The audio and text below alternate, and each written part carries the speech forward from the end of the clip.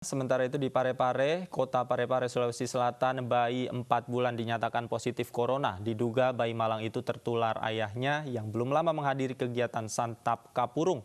Bayi itu dan akibatnya tim medis langsung mengevakuasi bayi itu ke RSUD Andi Makassau Parepare untuk diisolasi.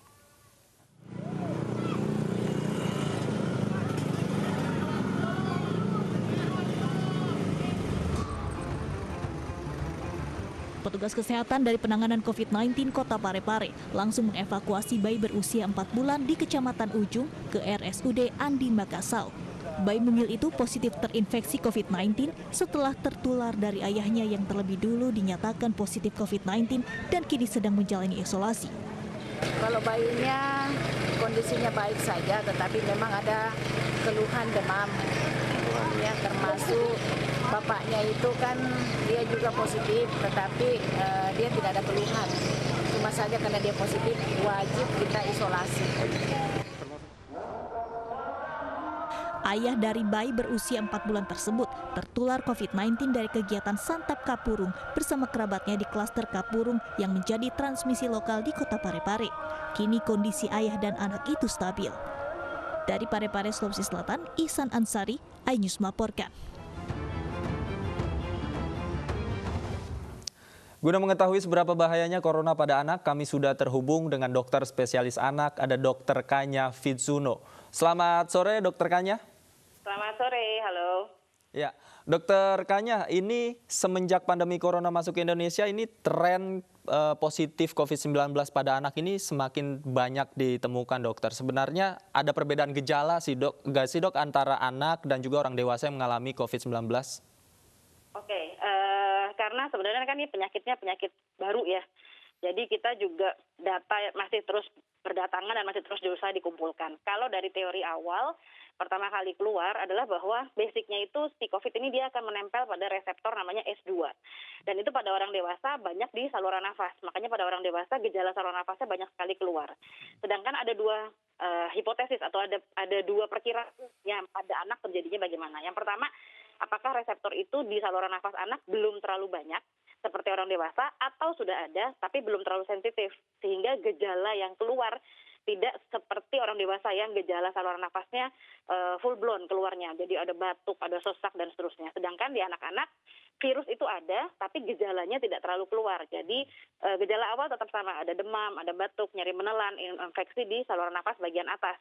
Tapi ternyata seiring dengan berjalannya waktu, kasus-kasus baru terus berdatangan dengan gejala yang bermacam-macam. Salah satunya adalah yang pernah sering ditemukan adalah saluran cerna, karena ternyata si S2 itu juga ada di saluran cerna. Jadi pada anak bisa ada gejala ke diare atau ada muntah. Tapi tetap kita menerima banyak sekali laporan-laporan kasus, report-report kasus bahwa gejalanya mulai bermunculan dan mulai bervariasi. Nah, seperti apa ya kita akan terus menggali karena ini tetap aja penyakit baru, kita masih mengumpulkan data begitu. Baik, dokter, jika kita ketahui kan anak apalagi balita ini tidak bisa mengkomunikasikan apa gejala yang ia rasakan, dok. Akibatnya orang tua bisa mengontrolnya secara seperti apa, dok? Apakah ada gejala-gejala yang memang secara kasat mata atau kemudian yang bisa diperiksa secara langsung oleh orang tua kepada anaknya jika memang terindikasi positif COVID-19, dok? Oke, ya seperti yang tadi bahwa karena prinsipnya adalah si reseptor yang mengikat atau bisa berikatan dengan virus COVID-19 ini pada anak belum terlalu sensitif atau belum terlalu banyak, makanya kenapa pada anak sering menjadi karier. Jadi dia terinfeksi tapi dia tidak menunjukkan gejala. Tapi kalaupun sampai menunjukkan gejala, biasanya tetap kita akan melihat apakah dia ada demam, apakah dia ada batuk, ada nyeri menelan, dan yang paling penting adalah ada riwayat berkontak dengan pasien dengan COVID positif begitu. Artinya memang resiko justru lebih besar yang dialami oleh orang dewasa, dok, ya, daripada anak-anak. Tidak.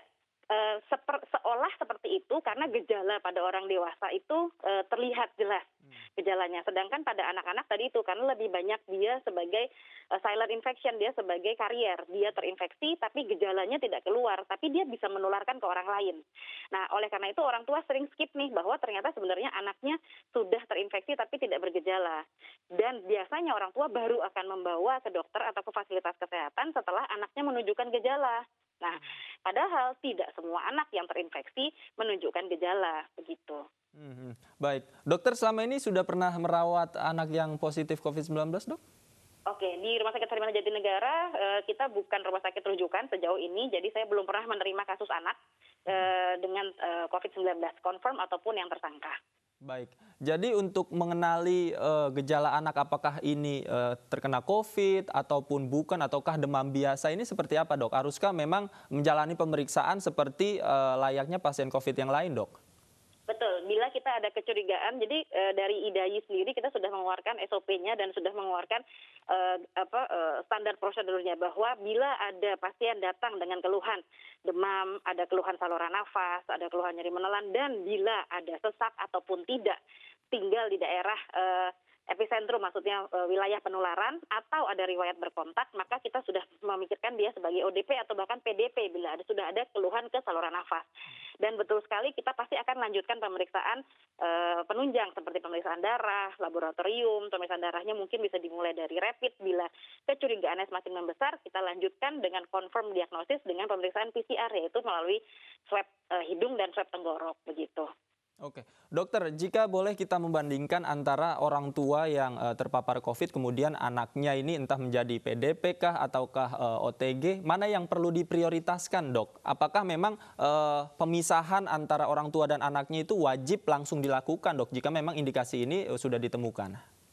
Betul, dua-duanya menjadi prioritas, baik si orang tuanya maupun si anak, karena gimana-gimana kedua-duanya kita bicara masalah nyawa. Kita nggak pernah bisa tahu seberapa berat gejala yang akan keluar atau seberapa berat proses inflamasi atau reaksi inflamasi, peradangan dan seterusnya yang akan keluar pada pasien ini. Maka siapapun yang terkena semuanya akan menjadi prioritas. Nah, untuk masalah pemisahan maksudnya bagaimana ya? Saya kurang paham. Tolong diulang boleh? Artinya jika memang orang tuanya sudah ditemukan gejala dan ciri-ciri dari COVID, kan tidak boleh dicampur atau banyak berinteraksi dengan anaknya, dok. Apakah itu memang sudah niscaya atau wajib dilakukan ketika memang sudah terindikasi itu, dok? Ya, betul sekali. Betul, jadi mau orang tuanya yang terindikasi terinfeksi COVID, ataupun anaknya, ataupun siapapun yang ada dalam satu rumah tersebut, maka wajib melakukan isolasi mandiri. Betul sekali, wajibnya dipisah, karena dia bisa menularkan kepada anggota keluarga yang berada dalam satu rumah tersebut. Jadi orang yang kita curigai terinfeksi atau baru kita tersangka terinfeksi, sebaiknya dia melakukan isolasi mandiri sampai terbukti tidak. Itu minimal 14 atau bahkan ada sekarang sampai dengan 21 hari begitu.